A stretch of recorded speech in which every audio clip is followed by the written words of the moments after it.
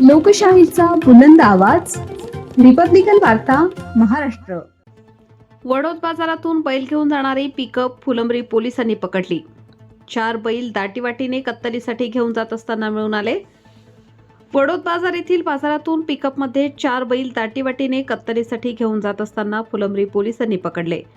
दिनांक 16 मार्च सोमवार रोजी दुपारी 1 वाजेच्या सुमारास फुलंब्री पोलीस पेट्रोलिंग करत असताना फुलंब्री राजूर महामार्गावरील जातेगाव फाटा येथे वडोद बाजारकडून पिकअप क्रमांक MH20 GZ 3196 येताना दिसली.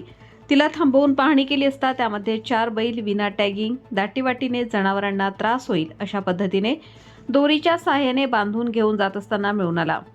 सदरील पिकअप चालकाला त्याचे नावगाव विचारले असता त्याने त्याचे नाव गणेश पळसकर, राहणार पळशी, तालुका जिल्हा छत्रपती संभाजीनगर असे सांगितले. चौकशीअंती सदर जनावर कत्तलीसाठी घेऊन जात असताना समजले. सदरील पिकअप फुलंब्री पोलीस ठाण्यात आणून प्राणी संरक्षण अधिनियम 1976 व प्राण्यांना निर्दयतेने वागवण्याचा अधिनियमप्रमाणे गुन्हा दाखल करण्यात आला आहे. सदरील कारवाई पोलीस निरीक्षक संजय सहाणे, पोलीस कॉन्स्टेबल आनंद पाचसंगे, ज्ञानेश्वर साठे, होमगार्ड पवार यांनी केली आहे. पुढील तपास पोलीस आनंद पाचसंगे हे करीत आहेत. रिपब्लिकन वार्ता Maharashtra वृत्तवाहिनीसाठी Aurangabad Marathwada उपसंपादक Akbar Shah. Subscribe now and press the bell icon.